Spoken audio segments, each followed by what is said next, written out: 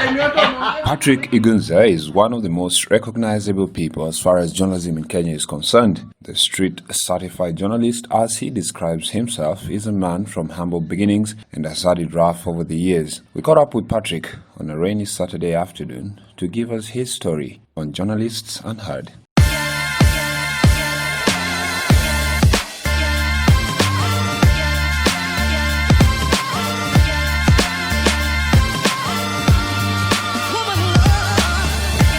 Karibu sana manze. Your design. We have a really bad weather today, but we had to do this. That's why nimevaa weather juu ya weather. Your design. So na cheki meje za wala kucheki. Hivyo ndio wanaulizaga. I'd love to know the kind of life you had while growing up and how it was for you. Ilikuwa amazing. Mimi niligrow up side ya Karen. The Current Country Club. Nimesema hii enough times kwa the few interviews yenye nimekuwa pata opportunity ya kuhojiwa.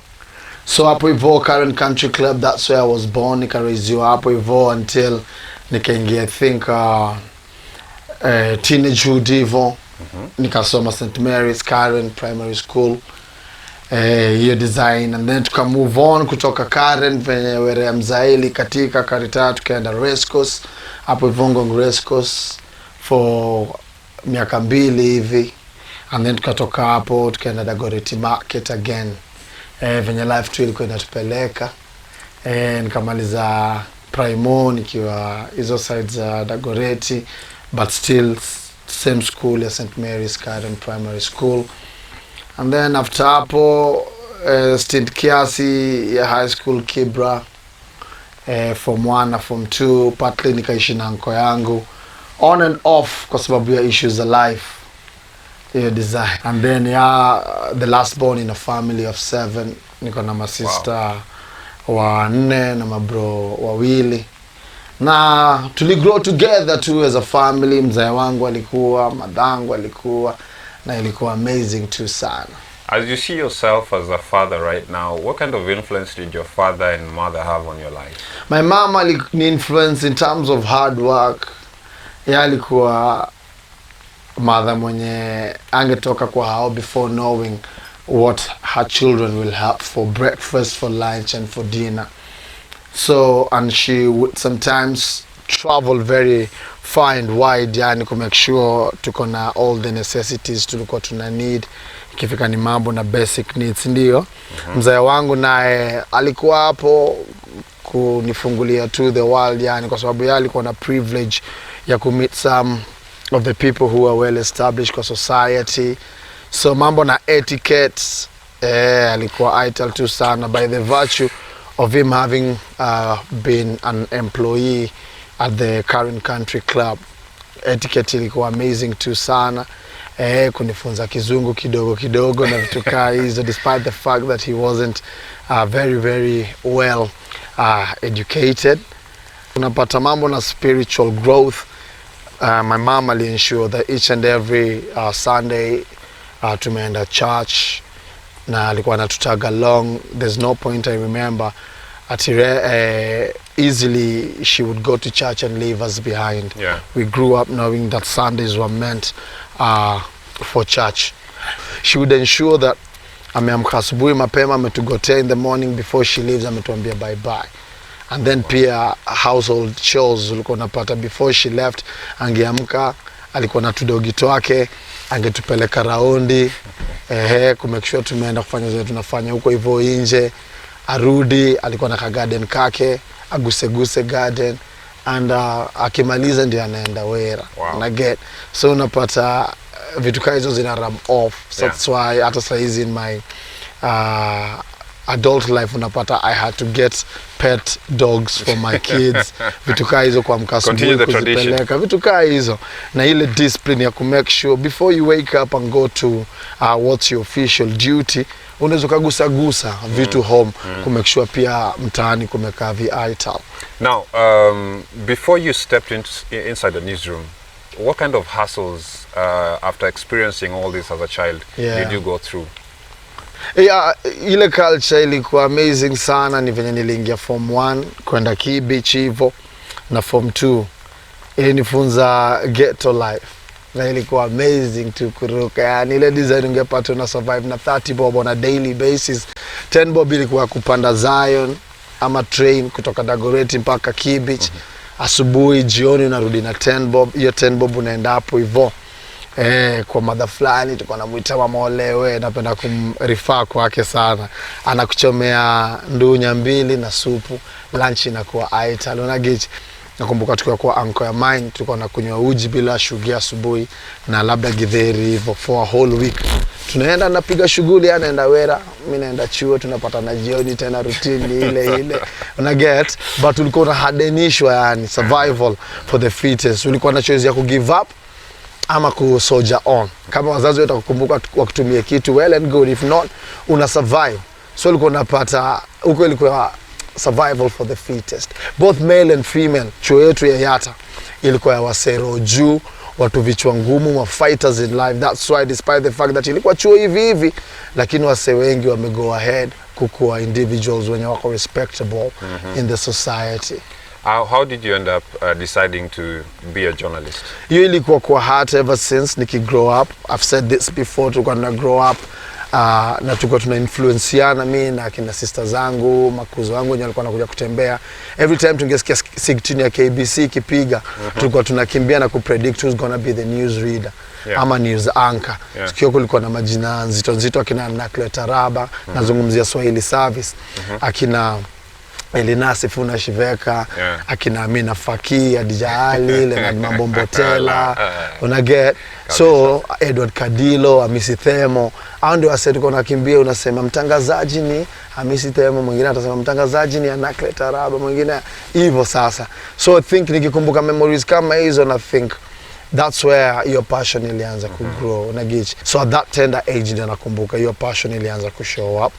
And then eventually venye hata nilikuwa ninafanya manual jobs huko hivyo Karen, nilikuwa napata most of the time, hata nilikuwa naambia nephew wa mine leo, nilikuwa napata most of the time after tumemaliza job, niko lunch break or something, takimbia tu uko behind the houses, nianze ku imitate. It's like I'm a news reporter, niko out in the field na vitu kama hizo. Sasa hizo mic ilikuwa broom yangu yenye nilikuwa natumia, ama rake yenye nilikuwa natumia ku clear nayo gardens ama kufanya hedging na vitu kama hizo. Na hivyo tu. So those are the little bits nikikumbuka naona labda those were indications that this is what I wanted to do niki grow up, yani ama nikipata hiyo opportunity after school. Tell us about you doing extras and trying to act at some point in your life. Yeah. I never succeeded per se. I remember the best acting opportunities ilikam nikiwa high school Ukambani. That's when we used to have lots of skits, and during preparation for drama festivals na pia music festivals, ama Parents Day, ama Prize Giving Day. But beyond that, I get chance mobs at work. The only shot I tried was when we were launching Mother-in-Law. So through a friend called Labuao, who is still my colleague right now, tukakuja kulearn that they were auditioning for roles for Mother-in-Law. So I came to RMS, I was still in school, we gave it a shot, but because we were in school, we couldn't get the opportunity. The producer, Wamoyo, alidai anataka failures, people who didn't perform really well in school, because it looked like ukishapata diama mambo yako education imeishia hapo, so you have kuingia field zingine na vitu kama hizo. So alikuwa anasema anataka, kwa sababu guys wenye walikuwa wameperform better, mngeambiwa angekuwa mko location mna shoot venye nafanya hivyo, nasikia tomorrow I'm not available because I have to attend classes na vitu kama hizo. So she never wanted those disruptions. So her philosophy was, I'll work with people who failed in high school, who are willing or who are talented to actually do what I want them to do. I remember when I left college, I joined a particular media station, and I found you had already been in there. Yeah. Story goes around that there was some restructuring that was happening at that time. Yeah. And you missed that by a whisker. You were saved by the bell. How would you describe that moment in your life, and what really made you get out of that cut-off point? I felt bad. I remember, if what you're referring to is when we were told to pack and go as interns, I had been at that particular media house for about a year or less than, because I joined in 2010. That was June, immediately after the World Cup. And then in December or early January, we were let go. Okay? And it's because the company had reached a point where they either had to absorb each and every intern who was there or let them go. And so the board or the management resolved that they have to let us go. And so we were sacked with letters, I believe, despite the fact that we were just interns and we were not being paid anything. Okay? No monthly stipend, no transport, no nothing.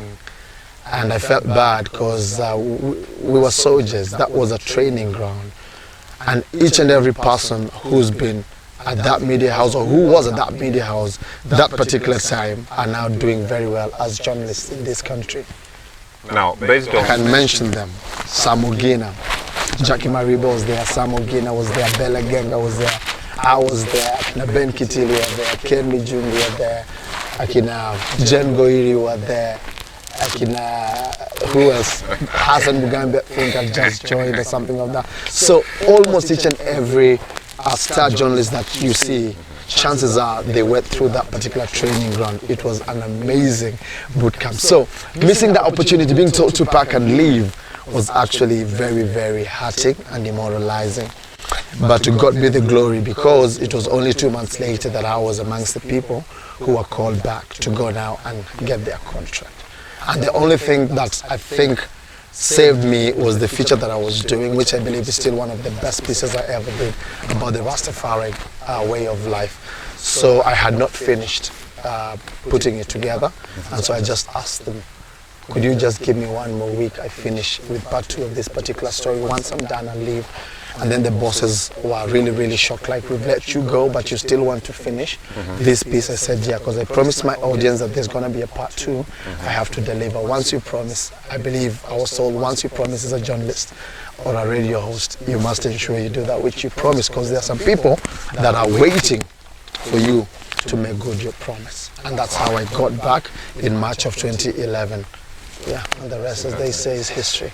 Based on that experience, how would you describe the media landscape in Kenya for up-and-coming journalists? There's nothing guaranteed. Nothing guaranteed. Short and precise like that. Yeah, there's nothing guaranteed. Once you have an opportunity, give it your best shot. Okay?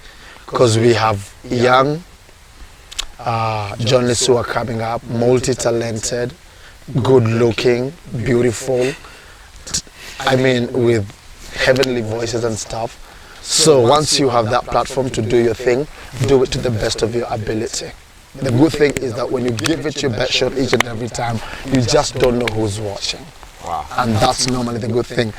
There is a culture where you realize some of the best talents are not supported because of others is inferiority complex, others is esteem issues, because people think if I pull her or him from where they are, they'll come and take over from me. I'm scared right now. If the current bosses in all media houses in the country leave, who's gonna take over from them?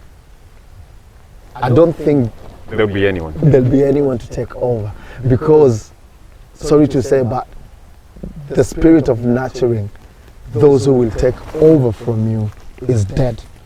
And some feel like either the guys coming after us are superior than us, or they're just going to basically push us off the shelf. And so they're scared of nurturing talent, which is a very sad affair. Now, from growing up as a kid and the stories you've shared, what would you do differently right now in the position you currently are in as a journalist or inside the newsroom? Give people opportunity. Give people opportunity. Support talented individuals. Train further.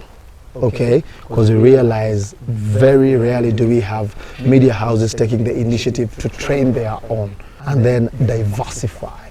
Ensure we have specialities, okay, or specialization. We have a lot of health reporters, of agricultural reporters, environmental reporters and anchors, and we have business reporters, and we have each and every other sector should have people who are specialized in that area to enable that diversification. You have had both male and female colleagues, I believe amazing people, but there's always a narrative when it comes to journalists on how female journalists are being treated in the newsroom.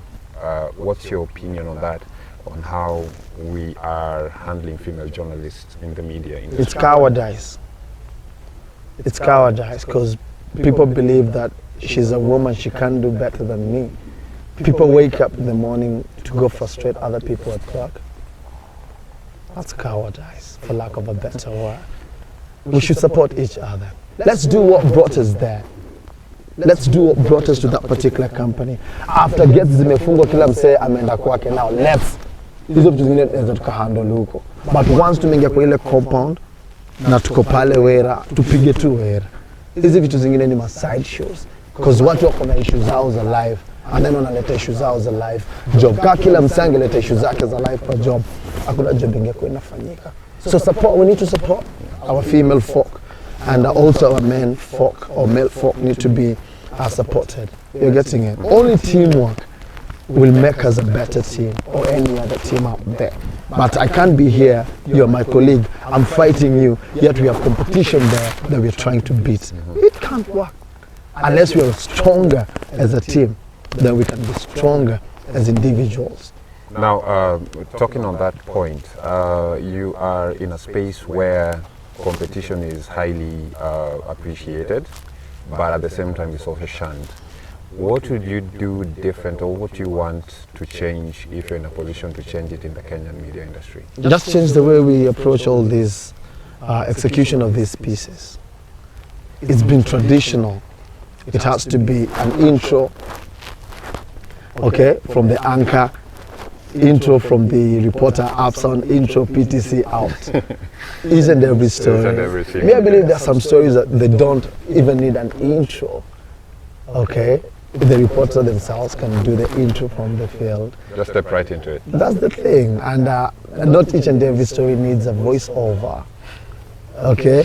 Not each and every story needs even video images, footage. You can use just graphics and still images, and the story is home. Right now, with the advent of social media and stuff, we need to change the approach totally. Imekuwa traditional the way we do our stuff. No, saizi tunaweza tuka adapt design mob sana za kufanya story.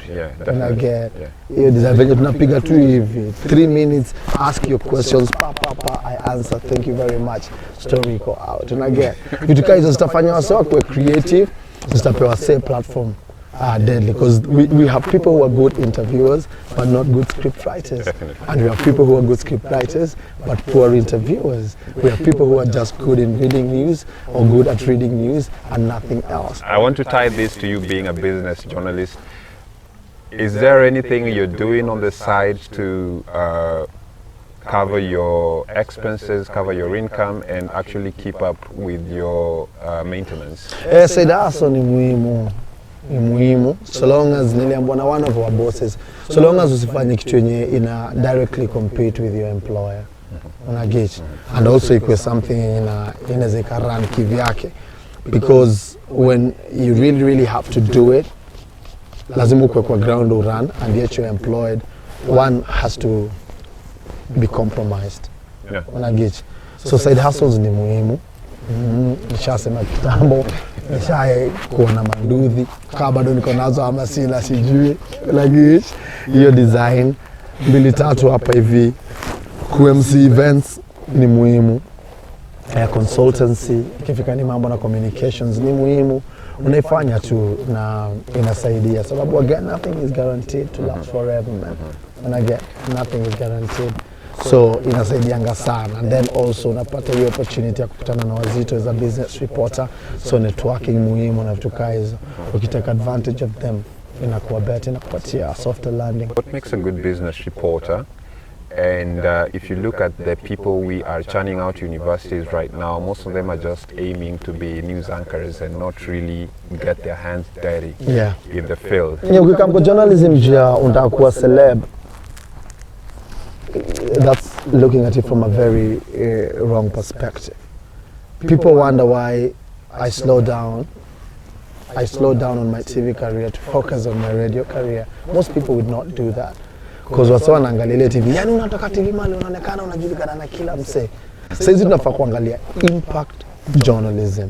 Journalism ya ku-enable wase. Unagichi. Sababu knowledge, education, iko available. Internet iko everywhere right now, si ndio? So msata Google anything, msata YouTube anything anataka kuget. Na tumeona master wengi wakikuwa raised through YouTube. Kuna wase wengi wamekuwa experts in various fields kwa sababu ya kusoma tu kwa mtandao. So I think impact journalism inafaa tuipush pamoja na kitu inaitwa enablement. Una enable mse. Kando na kumjulisha na kumfahamisha na kumburudisha, una mwenable aje. It's not just a matter of. Thank you very much indeed for joining us. We're coming to you live from Garden Estate. My name is Patrick Igunza and I'm seated. Kama ni kuongea tuongee, kama itamaanisha nisimame, nitembee, nipige raundi kiasi, ama itabidi nimesquat kidogo, so that unagit. Mimi napenda hizo razmataz, hizo bravado, hizo drama zinafanya mse anakukumbuka, unagit, na anaweza ka-identify na vitu, na pia unatry kupaint hiyo picture, unagit. Hiyo ni as far as TV. Nowadays wase ni knowledgeable, so lazima ujue ni nini unaongelelea, unaget. Si tu mambo ya she said, they said, nini, ku-analyze situation, ku-put it into perspective. Ukikumbuka pia, you are trying to send a homogeneous message to a heterogeneous audience. Unagich, message ni moja, but audience ni wa diverse.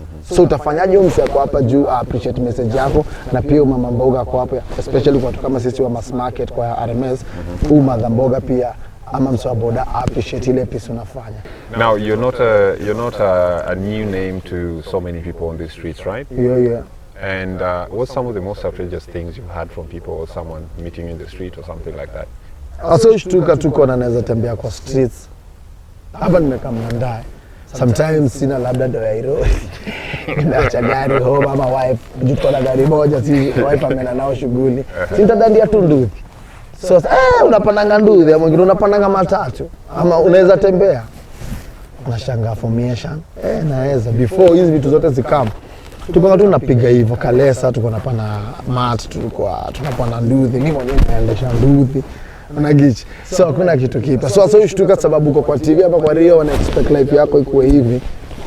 Sawa. Have you met other people who've had probably a positive impact on their lives and they're like, you just the kind of person I want to be like? A lot of people. I've never chosen because I'm on radio, TV, to live as though I'm larger than life. You know, humility. I always believe in the power of humility and also treating everyone equally. If it's respect across board. You're getting it, and also pausing a little and paying attention to what someone is trying to tell you or demonstrate. Because someone will meet you in the streets and they want to you to spare a moment.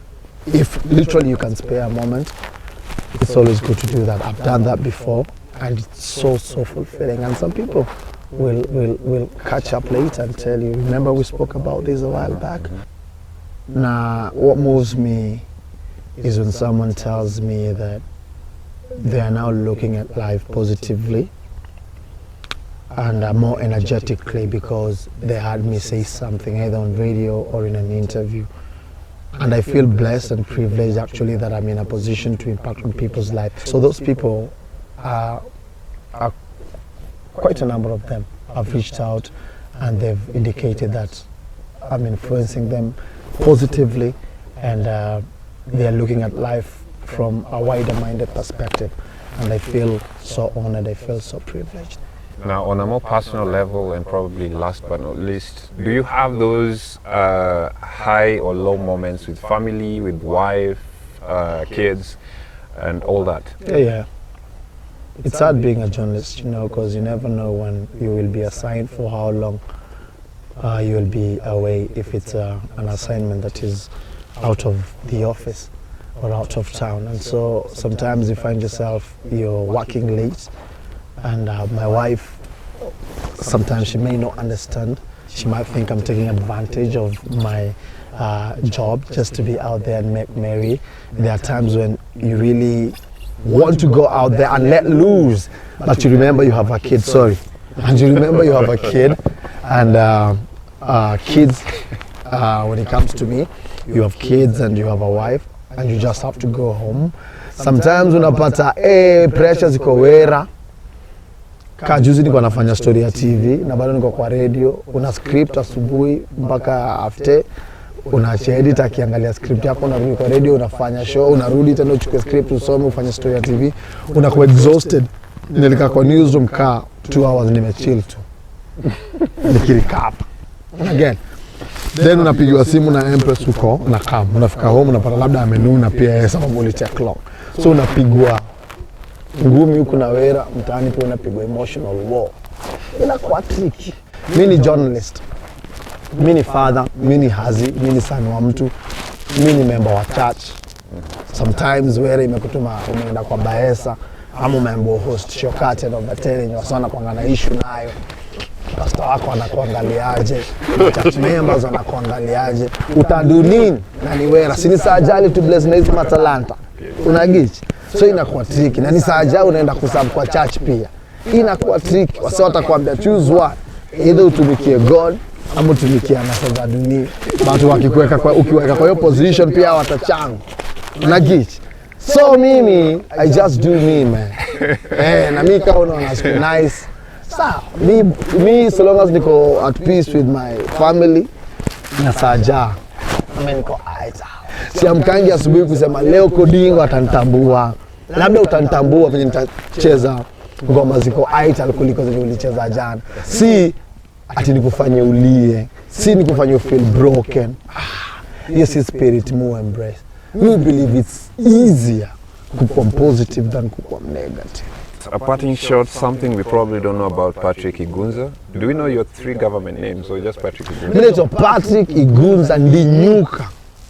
Lakini Patrick nitaitoa hivi karibuni, nitabaki tu na Igunza juu ni African. Something again yenye ningependa waswa journey that inside of me I think I'm a Pan-Africanist. So hiyo mambo ya Pan-Africanism siku hizi na ni nice tu sana. Unapata a lot of influence kutoka kwa founding fathers wa hii continent yetu, akina Kwame Nkrumah, akina Julius Nyerere, akina Haile Selassie, wana ni nice tu sana, akina Marcus Garvey, akina Dr. Umar Johnson. Nina read a lot of articles kuhusu na vitu kama hizo. Unagich wasenye agenda yao ni ku make Africa a better place, yani, so that eventually tuko na United States of Africa. So, now, on another day we'll probably speak about your roots with the Rastafari. Mimi si mrasta. Kaya ndo nataka kujua. Napenda tu Rasta sababu it's an awesome way of life. A lot of things that they stand for zinakuanga aitao, vitu kaa kulive in cohesion with the environment, inakuanga amazing respect for the women in the society, inakuanga amazing, yani their belief in Haile Selassie. Si believe in Haile Selassie. Napenda venye alikuwa government leader na vitu kaa hizo. And again, but unapata vitu kaa hizo don't nice venye wanakufia formation zao. Unaget kaa pia sisi tulikuwa tunakufia vitu zetu, hiyo design ilikuwa amazing. So mimi si Rastafari, lakini napenda reggae music and I'm a finished product. Hata kama bado carnal mind inaweza kuona bado ati ninatengeneza. Before God anitoe kwa factory yake, alikuwa amenitest na akajua nita function via ital. Hii menje zenye tunatumia saizi unajua kabla ipakiwe ununue ilikuwa imetestiwa. Na wakajua itafanya kila kitu, that's unapewa guarantee na warranty. Hii menje zitashoot mchana ukiadjust hizi settings hii design. Na wanakuambia isipofanya hivi na itarekodi audio despite the fact hakuna wire hapa. Unagizi itafanya wirelessly. Na wanakuambia in case ikose kufanya hivi, rudisha hii product na tutakutumia nyingine hata wa cost. So before itoke kwa manufacturing plant, ipackage itumiwe mali huko, walijua ita function the same way God to create each and every person. We are finished products. Saizi ni kujimanifestisha, tukajimanifestisha. But God alijua vile tuta function, hizi abilities zote aliweka ndani yetu. Na ningependa kuambia my youth, hizo vitu zote mna visualize na kudream about, ni true, God ameziweka ndani yenu. Especially vitu zenye ni ital, vitu zenye ni positive, God aliweka ndani yenu. from way back, na hakuna mtu anaweza kulimit isipokuwa we mwenyewe. Unasikiza, we mwenyewe ndio unajiwekea limitation. Hawa si wengine watu watazuia tu formation yako, but eventually uta overcome na utakuwa chenye God alipurpose ukwe before uondoke kwa hii world. Yani utakuwa umeaccomplish that mission. Au uko kwa hii world by mistake, do sajali kumanufacture, akakupima, akakutest, akajuko aita. Ukirealize hivyo pia na ujialign na William Saja, inakuwa aita, inakuwa amazing, inakuwa fulfilling, inakuwa BA amazing, si ndio? Hata unafanya job poa, hata ni finished product. Sawa. Ladies and gentlemen, Patrick Igunza. Today you've heard all his three names right here on Journalists Unheard. A man of many hats. You always see him wearing suits probably on the streets or while he's reporting on business news and wearing suits. Today he's on a different outfit, and I believe I've brought it out to you the same way we bring you guys stories of different people, yet you never get to hear our stories. We also have stories to tell you. Join us on the other or next episode of Journalists Unheard. We'll be ready to give you journalist stories that you never had before.